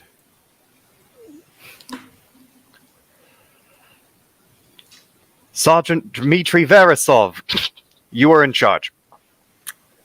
And Da! and now, knowing that I have someone highly competent who is actually better suited to infantry command than I am, in charge of these guys, and is also terrifying with a machine gun, I'm now going to go meet up with the rest of the party. Okay. And possibly, and just trying to be small and not as noticed as I try to Sure. get to them. Alex joins the group, and as you're running towards the well-lit compound, you see that high up where the search beams are, there are soldiers that are taking aim at you. When suddenly, Dimitri, being the smart man that he is, he starts shooting the fuel drums out here, causing large explosions and flares of light, and the searchlights kind of quickly whip over to that location just as you're passing under. So you're right at the Constantino wire here. So it's got like wire fence and like the razor wire across the top. You're looking around, you see some islanders there, some people you recognize actually from the bar, and they're all kind of running over to where you guys are. They're in shackles. What do you guys want to do right now? The guards here are occupied. Go help them. Yeah, if they're running to us shackled. Yeah, but there's a fence between them and freedom. I'm gonna basically lay down cover fire in terms of I'm gonna start shooting guards and spotlights, just trying to. Oh, I'll move around. There's going to be a gate. Yeah, while he's giving cover fire. I tell you what, just make me one ranged attack roll. Sure thing. Okay? With a defense of nothing, and we'll call it medium range. Okay. Success. You blow out the searchlights. Nice. Just blam blam right into the middle of the big bulbs, and they go out. It's dark. There's a little bit of light from lanterns in the campground itself, but no more spotlights. Right. Objective achieved. What next? Gonna start trying to, I guess, help Biff take a look at getting this gate open. Yeah, no gate. It's just a fence. There's not a gate on this side. You can make your way around to see if you can find a gate, but right now it's just fence and razor wire at the top. Fence is about 8 feet tall, and then razor wire across the top. I mean, they've got to have a way to get these prisoners in and out. Okay, you want to just go around and look for a gate? Absolutely. You want to take the sword and try to cut the fence? I don't think that's going to work. I've learned a lot of things in my life, and one of those is I've got yelled at for hitting my sword or knife or sharp thing. I'll throw my gun at the fence and see if the fence reacts. That is smart and good, because there's a spark of electricity as your pistol hits it, causing some of the ammo to cook off. It's electrified. Ooh. I'm glad you did that. I was just trying to pull it up. Yeah, in that case, I'll. Oh, what's your idea, Alex? Useful. So it's electrified, which means we could have fun shorting it out to ground and then possibly cracking the generator if we just drop a piece of metal against it. Conveniently, one of the things on my person is the survival axe. Just gonna drop that so that it'll run up against the fence. Okay, I like it. Make me a mind check. Okay. And if you've got a profession that will let you know how electricity works, like a technician, any kind of labor work. By any chance, would the experience working with radios from the navigator help? Yes, sure. I'll let you have it.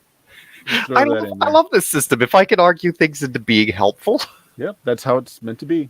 Yep. I love that about this system. That is a success. The axe, you know to ground one end of it as you chop down with the axe, and you're holding on to the end that's not metal. As you do this, there's a big pop. Something a little further down. It's almost sounding like a loud gunshot, and you see one of the buildings catch fire back this way, There goes the transformer. and the lights go out. There are some Done. lanterns still, but yeah, all the electric lights go out otherwise. What now? Okay. Now the I- gate. Yeah. Why even the gate? Is the fence actually buried into the ground? You want to dig a little bit? Well, I mean, I'm gonna try to yank it up, just muscle it up Oh. and try to pull it up. It's not. It just goes right to the ground, but it's not buried. Oh, that's Yeah. easy then. Yeah, just pull it up. Biff, you want to give me a hand? Hey, Absolutely. over here and call for. If the for- two of you get to it, you got a combined might of at least +2 between the two of you. Oh yeah, Yeah. combined it Yeah. for a 5. You rip the gate up out enough for so already the press of the people inside were trying to get out, and so you make room for them and they start coming out underneath. While you two are holding the fence open, though, the guards are coming around. They've got flashlights and rifles. So we're not going to go in order yet. Just let me know what you're doing. It's taking two of you to hold the gate open enough, or the fence open enough, for everybody to crawl out. It's going to take a little bit of time for that to happen. Yep. Given that, what do you guys want to do? Just Alex, what do you want to do? You're not holding a fence right now. Not holding a fence right now. Okay. So. Oh, that's an excellent question. While they're holding up one hole to start getting things through, as it happens, I think if I can find whatever gate there is, You want to go look for the gate. Okay. I want to go look for the gate. Yeah. Okay. My guess is that it's going to be facing toward the center of the camp. Right or left? As in Given which where we're direction at, you I go think around? left. You wanna Going go left. Yep, Okay. going clockwise. Okay. Are you going for quick or are you going for stealth? Gonna be trying to be stealthy. Okay. Yes, the gate is on this side. There is, however, basically a pillbox on either side of the gate, one on the outside, one on the inside. There are soldiers there training the rifles back and forth. These guys don't have flashlights, though, but there is enough lantern light around that they're being observant of what's around at the gate. Professor, what are you doing? Something stupid. I'm gonna, as an educated man of science, I'm going to race past Alex right for the gate and try to barge my way into the encampment. Okay. Make me a priority roll, just you. Oh boy. Oh no! Oh boy. All right. They're going to get some shots off as you run through. The gate's opened, Okay. but they are going to get some shots off, or they're going to shoot as a group. Defensive 2? That's correct. Well, that's going to help for sure. But it's just going to be point blank as you pass right in front of them. Eh. Hail of gunfire Oh, as baby. You're inside. Bob and weave, baby. The soldiers at the gate are distracted, trying to kill Professor as he runs through. So, Alex, their attention is not on you. So the trench gun that I also have that's been slung. Yep. This whole. I'm pretty close to them now, right? Yes. Alrighty. It's time. Okay. I am going, as they're busy turning around to shoot him, I'm going to shoot them Sure. Shotgun, baby. with a shotgun at fairly close range. Point blank. As a Yep. matter of fact, Point blank range. Yep. They do have a defensive 1, but other than that, you're going to get the bonus from point blank. So, Yep. So that I don't have any big bonuses for that. Modifier zilch. Can I hero Okay. point that up? If you want to, you can re-roll it. You can't just hero point it into a success. Yep. Yeah, that's the what I meant. There we go. Success. Okay, do your damage. And you're going to basically, it's shot, so it's going to be done to everybody here. So if you do enough damage to kill multiple people, you will kill multiple people. And because it's a shotgun at close range, it also is a lot of dice. Mm-hmm. That's a 3d6h. So Right. roll the 66 and pick the three highest. Pick the three highest, right. Oh, So that's a 6, a 6, and a 5. 17 points. That blast, basically, okay, you've taken care of the soldiers that are right at the gate. Not a problem. Biff, you're holding up the gate. You want to continue to hold up the gate? Yeah, if I'm still letting people out, yeah, I'm keeping at it. Roll me a d4. Absolutely. Boy. 4. Okay, this is the second of 4 rounds that it's going to take everybody to get out of that gate. You can All right. drop it at any time you want to, but not everyone's out just yet. I understand. Are you going to just keep there and hold the line? So, I mean, I'm hurt. Actually, Hopefully other can- people will. Yeah. Can Lee kind of like try to scooch under and just like power push it up just himself? He's got a 2 strength. If either one of you want to try and do it yourself to free up the other one, who wants to be the hero for that? Lee? Sounds like Lee. Yeah. If that's what you're wanting to do. Yeah. Okay. I Cover want us. you to. Go ahead. Sorry. No, I was just saying, as he's doing, he's like, cover us. He's like, All right. Okay. muscle This is up. going to be a strength check, and it's going to be tough. Okay. So is that's it no. Let's just make it hard. A -1. As Biff drops his. If you can make it, if you succeed, you can hold it. The question is how long you can hold it. You'll have to make that check each round. And it's going to Sure. take 3 more rounds before everyone is free. So, question for you: would Born Athlete count into this? Yes, this is not a combat situation. And You know can how I to leverage your weight to make the best use of it. And then I got farmer as one of my careers, so I can add that in. Yeah, sure. Farmer or athlete? Yeah, either one, not both. Yeah, yeah. It is a success for this round. So Mm-hmm. you got 3 more rounds to be able to do it. But so what do you tell Biff? Like, Biff, you suddenly feel the weight kind of come off you. Yeah. He As said Lee cover was- me. Just keep them off me if they're coming this way. Yeah, absolutely. That's what I'll do is I'll fall back and lay down covering fire and draw attention to me. Do you want to only do covering fire, or do you want to take some shots at the soldiers you can see? How many am I seeing? Dozen? They're kind of in disarray, and there's no light pointing right at you, so they haven't found you yet. I am going to do covering fire. Just hopefully they don't get me if they're in disarray. Taking them down isn't as important at the moment as Okay, making so you're sure going to that- just wait and cover Lee. yeah, Yeah, that's good it enough. exactly. Professor, you've ran through the camp. It's in disarray. They're using lanterns to kind of light everything up. The Japanese are trying to round up the prisoners who are all heading towards the south wall of the guards don't yet know why. Um, And another explosion rocks the airfield as another fuel depot has exploded out here. Dimitri's doing work.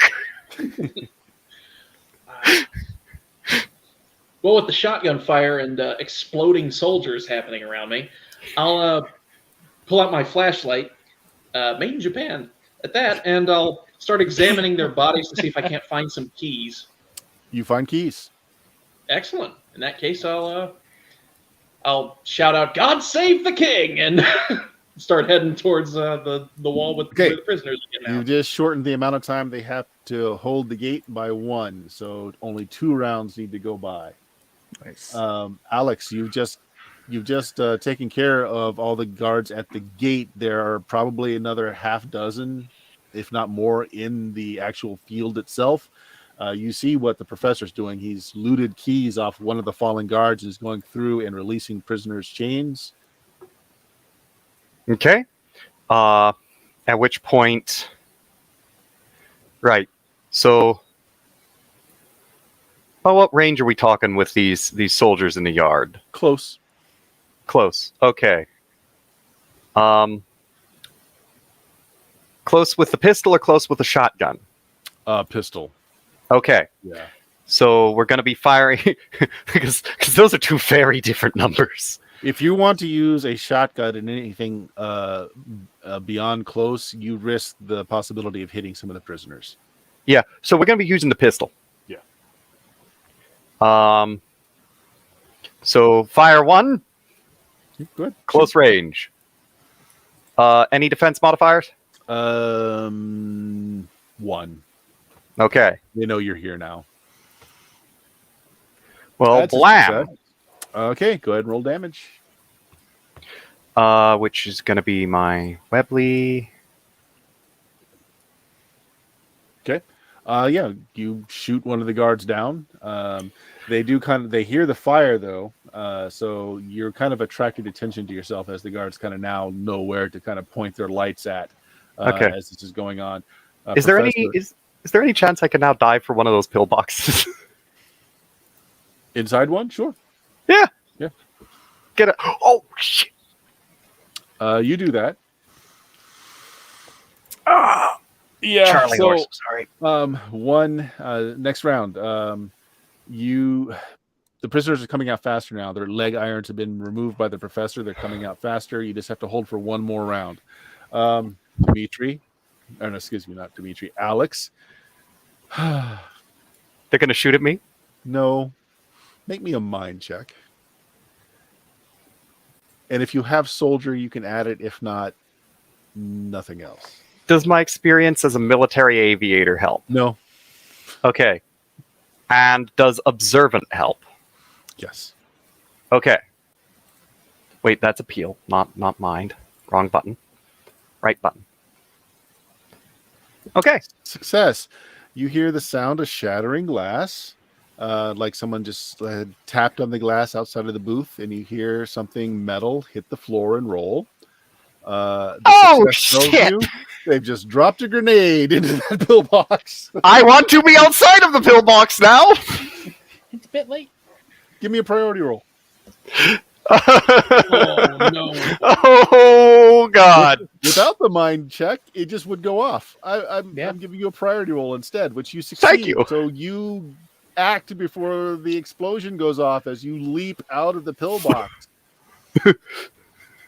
This little tiny, weedy, 30-something who could still pass for a 16-year-old boy just goes flying out the window the grenade came in through. Boom! As the top of the pillbox is blown apart, splinters and glass everywhere. I give you your full movement as you leap out and roll to get out of the blast zone. You're fine. That's it. Last prisoner's gotten out. Professor, you're in there. I'm going to say Alex dove outside the fence to get away from the pillbox explosion. Lee, last prisoner is out. And the guy actually smacks you on the leg to tell you, I'm it, Haas. All right, drop the fence and be like, all right, you're gonna head. I'll point in kind of the direction that the boat is. I'm like, you're gonna head that way. Follow the trail. Go to the boat. Professor, what are you doing? I'm going to run up to the gate and be like, Lee! Biff, you see the professor run toward the gate, and you see Alex diving through the air as the explosion goes off. What the professor doesn't see is that there is a group of 3 soldiers taking aim at his backside. You are on Overwatch. Why don't you make me some shooting rolls or make an action? No, yeah. How far out am I from them? What do you have, a pistol? Just in general, in case I see him shooting, I can shoot. Or maybe I run in 60 I shoot. Yeah, I lay down fire. All right. What's your range increment on your weapon? I think it was 60. All right, so that you're within normal range, no modifier. Do I need to put a target defense? Target defense of 1. 1. Failure. Do you want to keep that, or do you want to use your last hero point? I'm going to use my last hero point. Okay. Make that roll.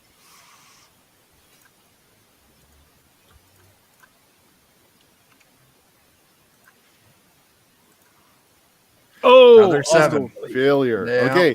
So, Biff, you shoot, trying to desperately save the professor, who is now going to have 3 men fire at his backside. Professor, you have a defense of 2. Correct. They're going to get a slight bonus, so still at -1. Again, the professor dances through the hail of gunfire as he picks up Alex on his way out.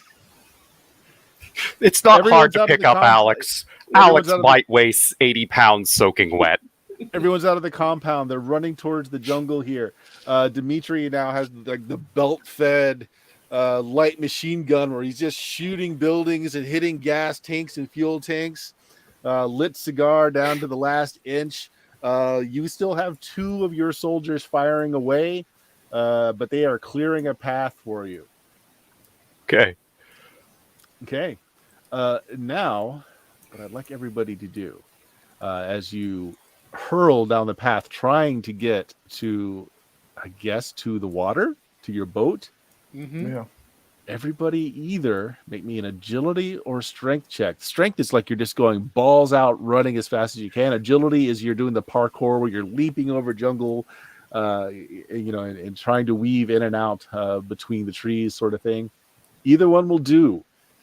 All right. I want to make strength, and I am going to I'm gonna do agility. use my born athlete. Same. I too am using born athlete. All right. I pull a 10. Oh my gosh. Oh, wait. Is Pete still carrying Alex? Oh, Yes. jeez. Yeah. Pete trips and That's- throws Alex, but Alex succeeds. Did you roll agility or strength for Alex? I rolled agility. Then you just catch yourself and you keep moving forward. Pete falls down flat on his face. Dimitri, however, passed his strength check, so he just reaches down, grabs the back of Pete's shirt, and just hauls him along. I'm not gonna lie. In my mind, Dimitri's built kind of like Bert, so there's a lot of strength there. They are going to, however, since you did fail that, they are going to get 1 shot off on you, Professor. Oh, And they're no. Oh, yeah, It's just baby. some bullets. bullets follow you out as you get back to the village. Dimitri Unfortunately, with as you heroics. get out to the village, you are met by a line of Japanese soldiers, all having their rifles pointing at the trail as you come out. The prisoners are already standing there with their hands up in the air. Then the please send mortar the cavalry. shells start dropping. Yeah. As the military arrives in their boat, Okay.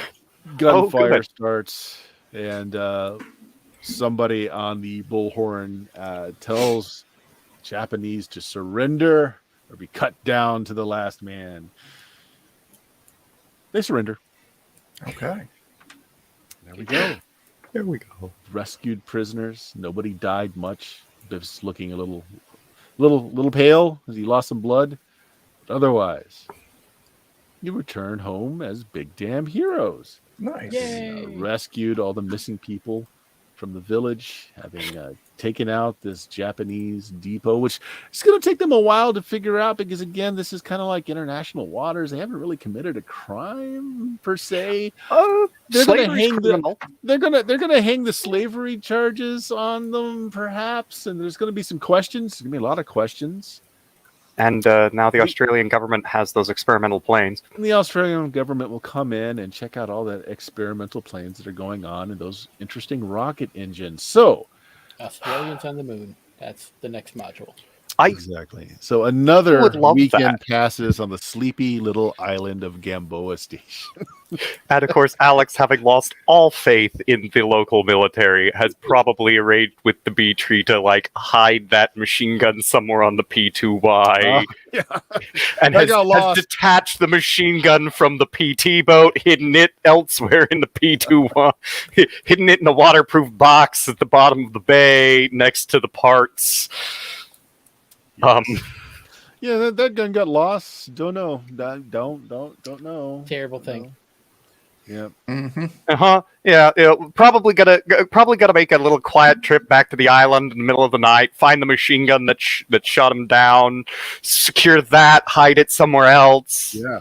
So on top of this, you guys also know that you now have some probably very valuable jet engine pieces that you buried Mm-hmm. way back in the first first session of this. Yep. Yeah, so we'll close it out as you guys having a beer at Benny's. Yeah.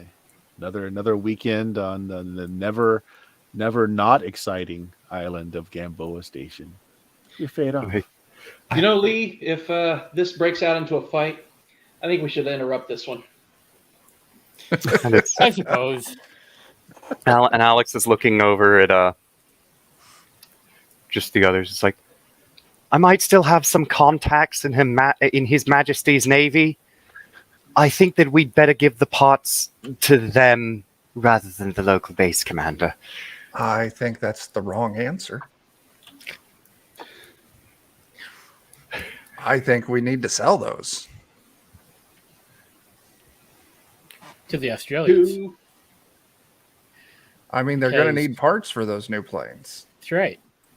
And you know what the Australians need? Rockets. They do. Because they're going to be the first people to strap rockets to an Australian and try to shoot him somewhere. I just have the sudden image of just like high altitude airdropping emus into Japan. What do you do about that? How do you stop it? No, Battle you drop emus kangaroos. with strapped lightning guns on their sides. Oh my I'm about god! it. You see, The and the emus thing have is, the lightning guns. The kangaroos have the jetpacks. Oh, Uh, yeah. yeah, Jump Yeah. packs. All right, we'll call it there for the ending of Black Dragon Rising. Yeah, there we go. You have succeeding in figuring out that the Australians that are based here are, well, they're doing penance duty here and are not very useful. Yeah. is that why the Japanese set up nearby? Because they knew nobody was going to be paying attention here, and nobody would catch them because they would be surrounded by idiots. That's a possibility. That is a possibility. But let's go ahead and do our call outs. Chuck, what do you got going on? Feel Yeah. free to drop a link. I don't have you macroed up. Yeah. So, yeah, this week over on Defenders of Cobalt, twitch.tv/Defenders of Cobalt. Wednesday, we're kicking off Chapter 3 of All Fear the Ishtar, where our crew are playing just regular old people working at a biostation floating in space as, just crew members, custodians, paper pushers, things like that. And then Friday, we'll be back with Umerica as we play our mutated teenage monstrosities. Awesome. And John with an H. Glad you clarified. I was confused. I can I can plug the Pathfinder Second Edition game. We're doing Age of Ashes Adventure Path. That's over on the Defenders of Cobalt YouTube channel. Episodes drop on Tuesdays and Thursdays. They're little 20-25 minute chunks. And they're all goblins. And boy, let me tell you, we recorded some of that earlier today. We made so much progress and learned so many things. I heard So there were many. sexy goblins. There was attempts at sexy goblins. There was a lot of goblin seduction going on towards somebody else. There's a lot of Yeah. a lot of enthusiasm, not much A success. lot of it. Yeah. So check that out. I'm gonna have to see John, that. without the N. You got anything going on there? At the current moment, I don't have anything planned. I'm going when I have. You can occasionally catch me here on Steam Steel Murder, occasionally on Defenders of Cobalt, and occasionally on the Lollygaggers. But I don't have any regular schedule, and my own channel is not. I'm not running anything yet until I actually have my computer fixed. That will do it. That will do it. Jake, you got anything to send us out with?